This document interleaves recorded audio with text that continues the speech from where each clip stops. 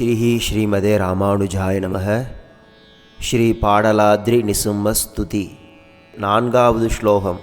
இதற்கு முன்னாடி வெளியிட்ட பாகங்களில் கோவிலோட மகிமை முதல் 3 ஸ்லோகங்களுக்கான எளிய விளக்கத்தை பார்த்தோம். இப்போது 4வது ஸ்லோகத்துக்குள்ளே போகலாம்.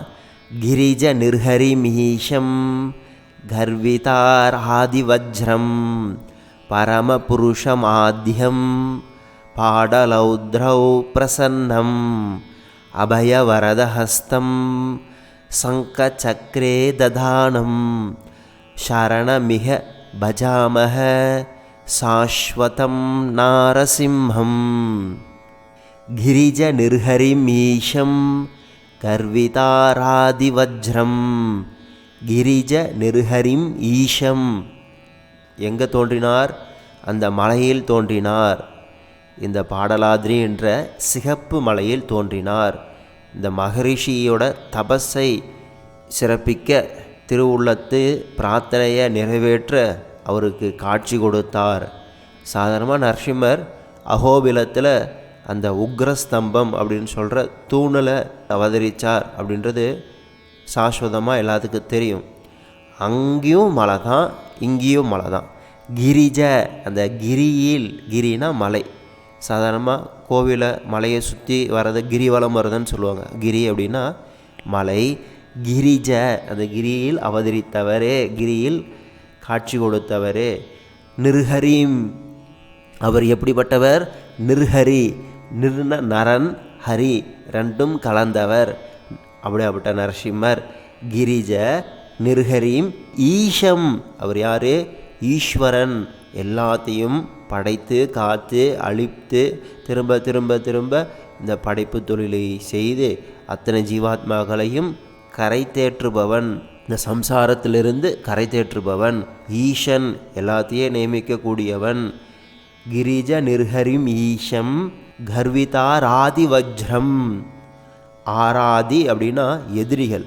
இந்த எதிரிகளுக்கு வஜ்ரம் போன்றவர், எதிரிகளுக்கு வஜ்ரம் போன்றவர்.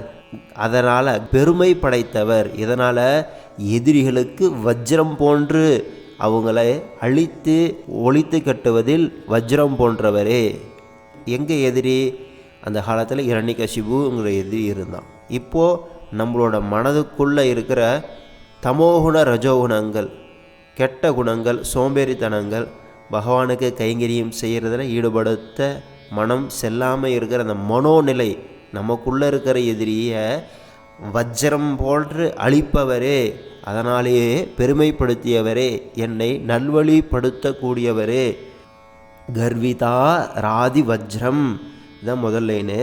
கிரிஜ நிர்ஹரி மீஷம் கர்விதா ராதி வஜ்ரம்.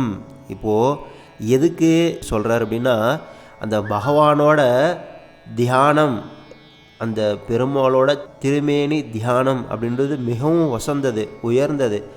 கிரிஜ நிர்ஹரி மீஷம் கர்விதா ராஜிவஜ்ரம். 2வது லைனு. பரம புருஷமாத்யம் பாடலௌத்ரௌ பிரசன்னம். இந்த நரசிம்மர் எங்கே இருக்கார்?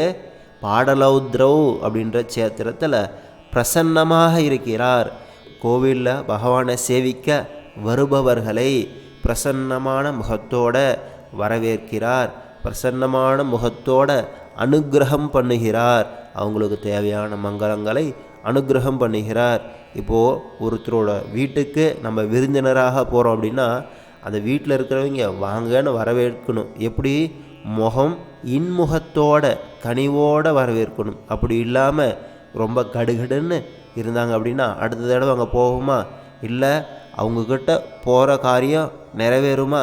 அந்த மாதிரி இல்லாமல் இந்த பாடலௌத்ரோ நிசும்மன் மிகவும் அருள் கூர்ந்து கருணையான பார்வையோடு நம்மை கடாட்சிக்கிறார். வேண்டிய வரங்களை தருவதற்கு பிரசன்னமாக அங்கே அமர்ந்து காத்து கொண்டிருக்கிறார். இதுதான் பிரசன்னம். பாடலௌத்ரௌ பிரசன்னம். பரம புருஷ மகாத்யம். இவர் யார்? பரமபுருஷர் ஸ்ரீமன் நாராயணன். 7-14 கோடி அண்டகடாகங்களை படைத்து காத்து அத்தனையும் பிறரோட துணை இல்லாமல் தான் ஒருவனே ரட்சிக்கக்கூடியவர். ஆத்யம் புராண புருஷர், ஆதி காலத்திலிருந்து எல்லாத்தையும் படைக்கிறவர். அப்படியாப்பட்ட பாடலௌத்ரவ் நிசும்மனே நான் உன்னை சேவிக்கிறேன். 3வது லைனு அபய வரத ஹஸ்தம். இப்போ பாடலௌத்ரியில் நரசிம்மர் எப்படி இருக்காரு? அபய வரதஹஸ்தம் சங்க சக்கரே ததானம். சங்க சக்கரே ததானம். சங்கத்தை சக்கரத்தை 2 திருக்கரங்களால் ஏந்தி கொண்டிருக்கிறார். 2 திருக்கரங்களில் அபய வரதஹஸ்தம். பார்த்தோமா ஒரு கையை பயப்படாத அப்படின்னு சொல்லி அபயம் அளித்து கொண்டு இருக்கிறார். இன்னொரு கையை மடியில் வச்சிட்டு இருக்கார். ஆனால் வரதஹஸ்தமாக இருக்காரா அப்படின்னு கேட்டால் அந்த திருமேனியில் இல்லை, அபயஹஸ்தத்தோடு தான் காட்சியளிக்கிறார். ஆனால் அந்த ஸ்லோகத்தில் வரதஹஸ்தம், வரதஹஸ்தம்ங்கிறது வரம் தருவதற்காக வரக்கூடிய பக்தர்களுக்கு வேண்டிய வரங்களை அள்ளி தருவதற்காக வரதஹஸ்தத்தோடு காத்து கொண்டிருக்கிறார். வெறும் அபயஹஸ்தம் மட்டும் இங்கே சொல்லலை, வரதஹஸ்தமும் சொல்லப்பட்டிருக்கிறது. அபய வரதஹஸ்தம் சங்க சக்கரே ததானம். இப்படி அந்த நரசிம்ம பெருமாளோட விக்கிரகத்தை தியானம் பண்ணிக்கிட்டு நம்ம இந்த ஸ்லோகத்தை சேவிக்கும் போது நமக்கு ரொம்ப உன்னதமான அனுபவம் கிடைக்கும். 4வது சரணமிக பஜாமக சாஸ்வதம் நாரசிம்மம். சாஸ்வதம் எப்பொழுதும் நிலையானவர், தன்னோட முடிவில் மாறாதவர். நமக்குத்தான் 100 வருஷம் இந்த வாழ்க்கை, இந்த பிறப்புக்கு 100 வருஷம். ஆனால் 100 வருஷம் நம்ம முழுமையாக இருக்கிறதில்ல, அதுலேயே இடையிலேயே 60 70 80லேயே போயிடுறோம். ஆனால் பகவான் சாஸ்வதமானவர், நிலையானவர், என்றும் அழிவில்லாதவர். அப்படியாப்பட்ட சாஸ்வதமான நரசிம்மரே உன்னை நான் நமஸ்கரிக்கிறேன், சரணமடைகிறேன். இக சரணமிக இந்த பிறப்பிலேயே நான் சரணமடைகிறேன். பஜாமக உன்னை பஜிக்கிறேன், என்னை காப்பாற்று, என்னை இந்த சம்சார கடலிலிருந்து கரை தேற்று. அதுதான் சரணமிக பஜாமக சாஸ்வதம் நாரசிம்மம். சாஸ்வதமான நரசிம்மரே உன்னை நமஸ்கரிக்கிறேன். இந்த ஸ்லோகம் திருமேனிய வர்ணனையை அற்புதமாக காமிக்குது. அவர் எப்படி இருக்கார்? சங்க சக்கரத்தை தரித்திருக்கார். 2 திருக்கரங்களால் அபயஹஸ்தம் வரதஹஸ்தம், அபய வரத ரெண்டுமே அனுகிரகம் பண்ணுறார். அபய வரதஹஸ்தம் சாஸ்வதம் நாரசிம்மம் நிலையானவர். இந்த மலையில் அவதரித்தவரே, சிங்க மனித திருமேனி கொண்டு அவதரித்தவரே, சிங்க முகமும் மனித உடலும் கொண்டு அவதரித்தவரே நரசிம்மரே, ஈசன் எல்லா தேவாதிக தேவதர்களுக்கும் ஈசனானவரே, அவர்களை படைத்து காத்து ரட்சிப்பவர்களே, கர்விதா ராஜிவத்ரம் நீங்கள் எவ்வளோட மகிமை, எதிரிகளை அழிப்பதில் மகிமை பொருந்தியவரே, வஜ்ரம் போன்று அழிப்பதில் மகிமை பொருந்தியவரே, பரமபுருஷரே, ஆத்யம் நிலையானவரே, புராண புருஷரே, பாடலௌத்ரோ பிரசன்னம் அப்படி இருக்கிறவர், இவ்வளோ மகிமை பொருந்தியவர், எனக்காக இந்த பாடலௌத்ரோ அப்படின்ற சேத்திரத்தில் காத்து கொண்டு இருப்பவரே, பிரசன்னமாக அடியனை எதிர்பார்த்து இந்த பாடலௌத்ரோவில் காத்து கொண்டிருப்பவரே, அபய வரதஹஸ்தம் பிரசன்னமாகவும் அபய வரதஹஸ்தத்தோடையும் பயப்படாத, உனக்கு வேண்டிய வரத்தை தரேன்.